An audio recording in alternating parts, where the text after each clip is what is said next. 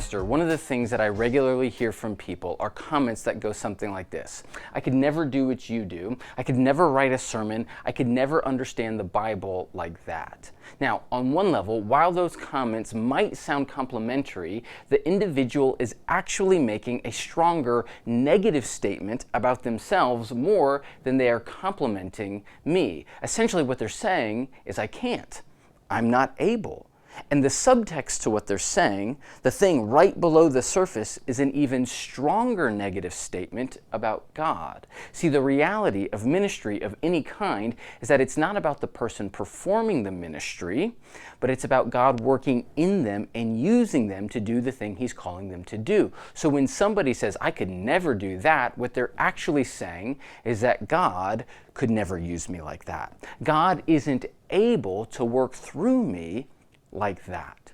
There's this great story in the book of Kings of a man who was a prophet named Elijah. He was called by God to go confront a very powerful and evil king in Israel. And the nature of the confrontation was that God was calling Elijah to tell this king that Yahweh, Elijah's God, was the true God of the Israelites, not this foreign God that the king was worshiping and serving. And there were two significant moments in this confrontation. The first was that God called Elijah to announce a drought for 3 years over Israel. And Elijah prays, and it stops raining for 3 years. That's moment number one.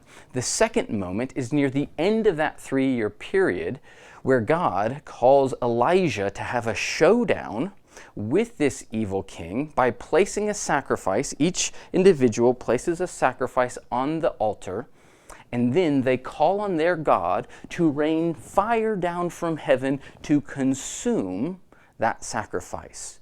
And through the course of this showdown, the king's god Baal is not able to come through, but Elijah's God Yahweh does. Fire comes down, it consumes the sacrifice, and then shortly after that, Elijah prays again, and rain starts to fall. The drought is over. But here's the point. There's this really fascinating passage in the book of James that makes a comment about Elijah. It's James chapter 5. James writes, "The prayer of a righteous person is powerful and effective. Elijah was a human being, even as we are. He prayed earnestly that it would not rain, and it did not rain on the land for 3.5 years. Again, he prayed, and the heavens gave rain, and the earth produced its crops."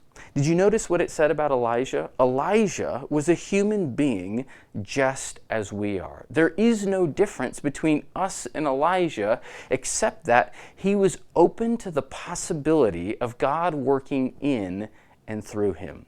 You know, as we step into this new year, my encouragement to you is, instead of beginning the year saying, I could never do that, I'm not able, I can't, God can't use me, is to say something different. Is essentially to ask a different question. That question being, well, what if? Or perhaps maybe God just might. To approach God with openness and willingness. The only thing that's different about us and Elijah is that he approached God with this posture of, God might actually be calling me to use me. So as we start 2020, my encouragement to you is to have that same posture. Don't count God out before he even speaks, but open yourself to him, because you never know what he might call you to do. You never know the ways that he might work through you. And you could see God do amazing things in your life and the people around you if you simply say, what if? All things are possible with God. Happy New Year to you. Hope that God does great things in your life in 2020. We look forward to seeing you soon. Grace and peace to you.